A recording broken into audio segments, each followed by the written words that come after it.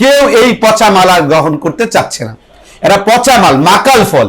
এই আসিফ মাহমুদরা মাকাল ফলে রূপান্তরিত হচ্ছে, কেউ তাদেরকে গ্রহণ করতেছে না।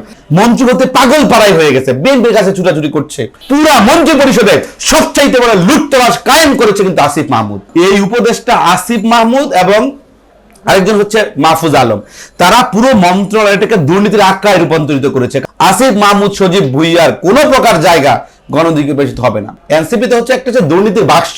আসিফ মাহমুদ মন্ত্রণালয় থেকে সর্বোচ্চ কি করে, তার সর্বোচ্চ দুর্নীতির রেকর্ড গড়েছেন। তার সাথে যারা ছিলেন, তার যে পিএস ছিলেন, সবাই দুর্নীতির সাথে সম্পৃক্ত। এই জুলাই আগস্ট অভ্যুত্থানের পরে দেশ লুটপাট হয়েছে, দুর্নীতির আখড়ায় রূপান্তরিত হয়েছে। গণ অধিকার পরিষদের কয়টা নেতৃবৃন্দকে আপনি পেয়েছেন তারা দুর্নীতির সাথে সম্পৃক্ত ছিল? আর পুরো হোল মিনিস্ট্রির মধ্যে আজকে অনেকেই পোস্ট করেছে অনলাইনে অফলাইনে যে মন্ত্রণালয় আজকে দুইজন এই ধান্দাবাজ, দুইজন সিন্ডিকেটধারী, দুইজন এই লুটতরাজ মন্ত্রীর কাছ থেকে উপদেষ্টা পরিষদ মুক্তি পেল। তার মানেটা কি, জনগণের কনসেপশনটা কি? এই উপদেষ্টা আসিফ মাহমুদ এবং আরেকজন হচ্ছে মাহফুজ আলম, তারা পুরো মন্ত্রণালয়টাকে দুর্নীতির আখড়ায় রূপান্তরিত করেছে। কারণ সবার দৃষ্টিভঙ্গি ছাত্র উপদেষ্টাদের প্রতি, কারণ তারা ছাত্রদের প্রতিনিধি হয়ে দাঁড়িয়েছিলেন। কিন্তু আলটিমেটলি আমরা কি পেয়েছি? আমরা কেন আজকে বাংলাদেশের অন্যতম শীর্ষ দুর্নীতিবাজ, শীর্ষ টেন্ডারবাজ, শীর্ষ তদবির বাণিজ্য, শীর্ষ উপদেষ্টা আসিফ মাহমুদকে কেন আমরা গণ অধিকার পরিষদ দিব? গণ অধিকার পরিষদের এখনো সেই রকম দুর্দিন আসেনি যে আসিফ মাহমুদ, সজীব ভুইয়ার মতো ব্যক্তিকে, দুর্নীতিবাজকে আমরা গণ অধিকার পরিষদে নিব। আমাদের আলোচনার অনেক জায়গা থাকতে পারে, আমাদের বিভিন্ন নেতৃবৃন্দের সাথে আলোচনা করতে পারে, কিন্তু ultimately the final board of our গণ অধিকার পরিষদ, আমরা ডিসিশন নিচ্ছি, আমরা আলোচনা করেছি, আলোচনা চলছে। আমরা একজন দুর্নীতিবাজ উপদেষ্টাকে গণ অধিকার পরিষদে কোনোভাবেই নিতে পারি না।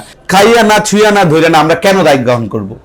সে যে এত লুটতরাজ করলো, এত দুর্নীতি করলো, সারা বাংলাদেশের এলজিআইডি মন্ত্রণালয় সহ যুব ক্রীড়া মন্ত্রণালয় প্রত্যেকটা জায়গায় দুর্নীতির অভয়ারণ্য তৈরি করলো। তো সেই দায় আমরা কেন? আমরা 2 পয়সা খাইছি, আমরা 2 পয়সা গ্রহণ করছি। সে বলতে পারবে গণ অধিকার পরিষদ মাহফুজকে, তাদেরকে আমরা টেন্ডার দিছি।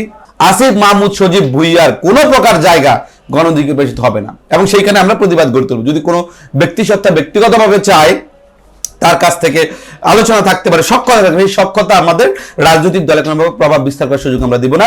এখন তফসিল ঘোষণা কালকে, আজকে তারা পদত্যাগ করলো। মানে ক্ষমতা ছাড়তে চায় না, ক্ষমতার বেড়ি ধরে রাখতে চায়। তাদের মুখটা আজকে পেঁচার মতো হয়ে গেছে, মানে ক্ষমতা ছাড়তে হয়েছে। তারপরে আপনি জানেন যারা উপদেষ্টা হবেন তাদেরকে তারা সেট আপ করে দিয়ে এসছেন। নাহিদ ইসলাম উপদেষ্টা, তিনি যখন উপদেষ্টা পদ ছেড়ে দিয়েছেন, সেখানে সেট আপ করে দিয়ে এসেছে যাতে কাজগুলো তারা বের করতে পারে, কাজগুলো করতে পারে।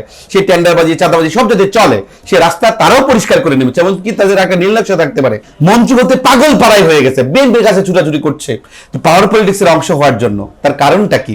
তারা যদি এই মুহূর্তে এমপি না হতে পারে, মেম্বার পার্লামেন্ট, পাওয়ার পলিটিক্সের পার্ট না হতে পারে, 2 দিন পরে সব বের হবে। সিইউ নিয়োগ বলেন, প্রত্যেকটা নিয়োগ বলেন, তদবির বাণিজ্য বলেন, ডিসি পরিবর্তন বলেন, পুরা মন্ত্রী পরিষদে সবচাইতে বড় লুটতরাজ কায়েম করেছে কিন্তু আসিফ মাহমুদ।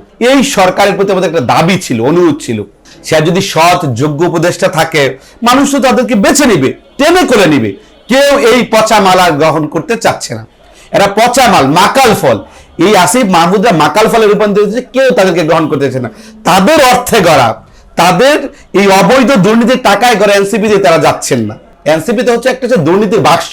এটা প্রত্যেকটা নেতৃবৃন্দ দুর্নীতির যজ্ঞের সাথে জড়িত, দুর্নীতির সাথে জড়িত, তারা টেন্ডারবাজির সাথে জড়িত। এনসিপি দলটাই তো একটা মনে করেন ওই এক প্রকার দুর্নীতির আখড়ার মাধ্যমে, একদম মন্ত্রী পরিষদে তাদের আশীর্বাদের মাধ্যমে। সুতরাং এই দলেও তারা যাচ্ছেন না। কেন? তারা যদি কোনোভাবে মেম্বার পার্লামেন্ট না হতে পারেন, তাহলে আম চালা সব যাবে। এমনকি আসিফের পরিবারের খবর লয়ে দেখেন কি ছিল, এখন হাজার হাজার কোটি টাকার মালিক হয়েছে কিভাবে?